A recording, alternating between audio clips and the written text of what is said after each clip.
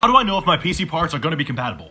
There's a lot of exceptions, but for the most part, your CPU needs to fit in your motherboard, your RAM needs to fit in your motherboard, and your motherboard needs to fit in your case. Those are the big three. RAM is the most simple. If you have DDR4 RAM, you need a DDR4 motherboard. If you have a DDR5 kit of RAM, you need a DDR5 motherboard. Now, I'll admit CPU motherboard compatibility can be pretty complicated, but I'll give you a cheat code at the end. For now, all you really have to pay attention to is the AMs and the LGAs. If you have an LGA 1700 motherboard, you got to pair that up with an LGA 1700 CPU. If you have an AM5 motherboard, you got to pair that up with an AM5 CPU. Once again, there's a lot of exceptions. I'll give you the cheat code at the end. Then here are your motherboard sizes. If you're using a standard ATX motherboard, you need an ATX or bigger case. And of course, you could fit smaller than an ATX, but you generally want to match that up. If you have a mini ITX case, you want a mini ITX motherboard, or else it'll just look weird. Now, it's good to understand everything that I just said, but if you don't want to, just go to PCPartPicker.com, put in all the parts, and it'll just tell you if they're compatible.